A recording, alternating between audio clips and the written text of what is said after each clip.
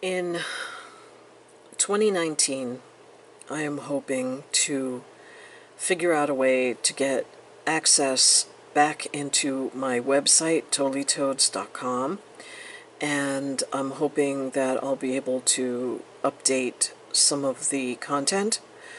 Due to let's just call it a very messy divorce situation, after, a lengthy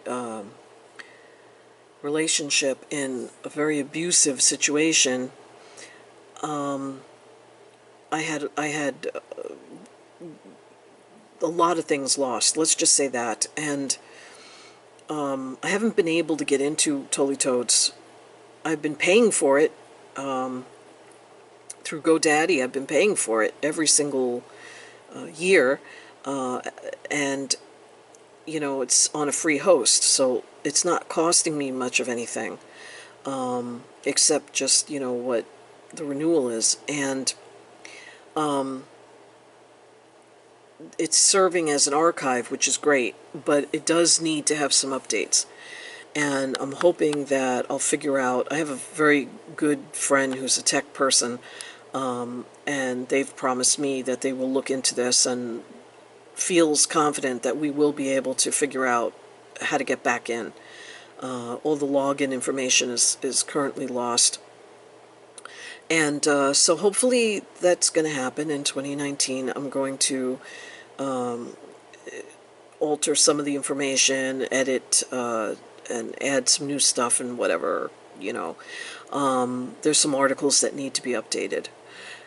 In the meantime, I will like to, kind of like work on some videos and see if I can locate, maybe one of my old drives has some of the videos that used to be on my old YouTube channel, which was also tied into the same account that I lost.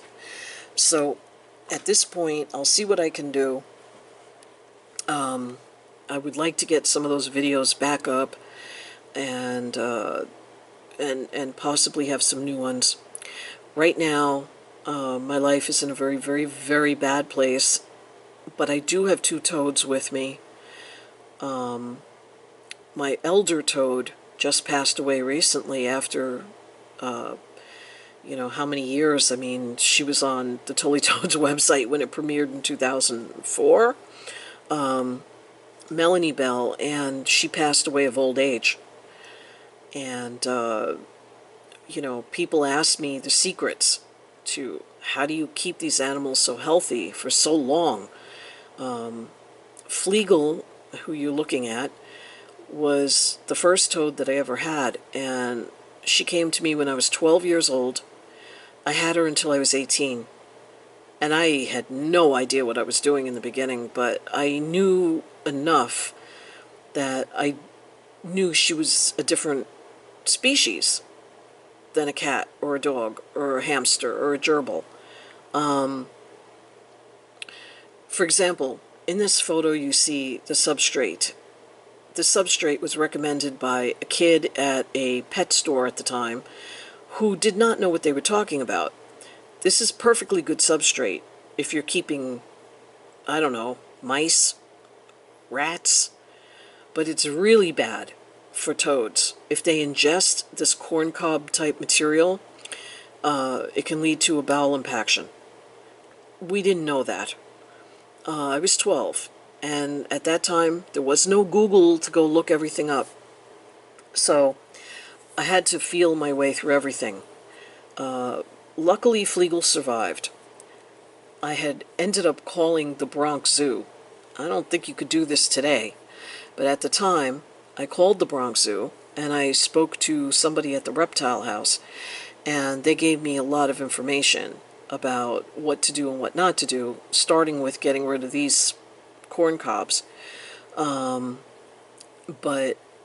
the bottom line is that what I'm seeing happening now is that the misinformation that's being spread around is dangerous to amphibians. Well-meaning people who love them, and that's great, they're using them as substitute puppies. putting them in hamster wheels and letting them crawl all over filthy window screens where they're picking up diesel fuel soot deposit. And most of these are kids. I don't even think they've reached their 21st birthday yet. And they don't know that this is the kind of thing that could kill an amphibian. The stress alone of being handled and played with like a toy, that's bad enough. But all of these pollutants that get on their skin, you see, frogs and toads breathe through their skin, and they absorb water through their skin. Their skin is very permeable. And while a toad is a little tougher, their skin is tougher than a frog. Nevertheless, it's still a really bad idea to let toads get into certain areas and be in contact with, chemicals, perfumes, hand sanitizer on your hand. There's all kinds of things that people don't realize are actually dangerous to them too. They just don't realize it, but much less for an amphibian. So I'm hoping that I'll be able to revamp the site and update the site and put a lot more, modern information. And also to, do an update on Melanie Bell's page. I do have more photos of her I could put on the page, but it's all a matter of getting into the site. I understand that a toad is so cute. I mean, look at that face. They are so cute. And I understand. People want to play with them, and then they see these videos on, like, social media, and the toad is crawling around in a hamster wheel and, doing all this stuff, and they put clothes on them, and it's like a toy. A toad is not a toy. It's a wild animal that you kidnapped from its environment. Here it was living its life, and you went and took it out of its environment. And your responsibility to that animal is to give it the best life possible. And I guarantee you, putting it in a hamster wheel is not to that end. These are sensitive animals, very nervous animals. They like to be left alone. They need to eat the right food. There's a lot of issues at stake. And Toadily Toads was set up initially to just share my love of toads and to provide information on how to keep them properly. One of my students really went on to become one of my best friends, and she was the person I gave Melanie Bell to when I became homeless. And she took great care of her in the last few years of Mellie's life. I told her when I gave her the toad, I said, listen, she could die on you tomorrow, because this toad is no younger than 20. So at the time that Melanie actually passed, she could have been 40 for all we know. We have no idea how old she was. We only know that she was a full-grown adult when I got her, and then we had her from 2004 until 2018. So, she was definitely not a young toad. And just like Flegel was not a young toad when I got her, and she lived another 6 years total, so who knows how old she was when she actually died. Anyway, in the environment, there is bacteria we call red leg. It's always present. The only thing that stops the toad from getting sick on it is that their immune system is strong enough to combat it. When a toad is under severe stress, it weakens their immune system, and it does not take much. And once their immune system is weakened, then they are open to getting red leg disease, which literally their legs get red, their groin gets red, and they stop eating and they die within a couple days.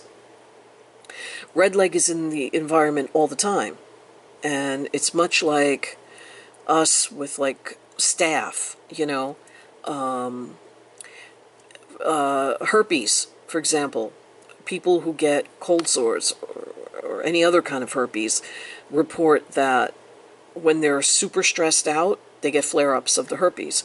That's because as soon as your immune system gets lowered, your body is not fighting off these viruses and so forth that live inside your system, and it's very easy for them to reemerge, and you get, a flare-up.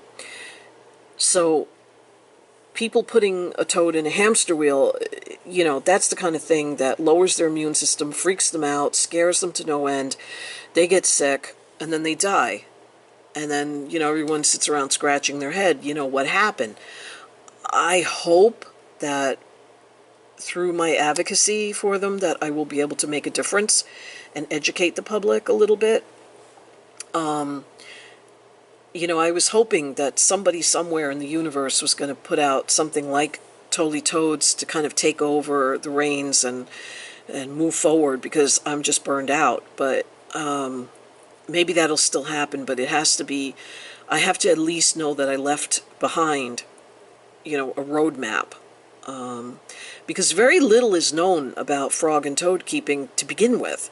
There aren't all that many people with a lot of experience, and a lot of the more experienced people are people who, mostly keep frogs, like, tropical things, poison dart frogs, or the dumpies in Australia. They need different requirements than a toad. And if you were to try to keep toads in the same way as you keep them, they may not do so well. So it's really important to know what you're doing, and if you took them out of nature, you are really obligated to care for them properly. It's your duty to care for them properly. And putting them in hats and stressing them out and making them go in hamster wheels or crawl around in places where there's, chemicals or diesel fuel soot deposit or whatever. I mean, it's just quite ill-advised. And hopefully in 2019, Toadily Toads will, at least be back to full form.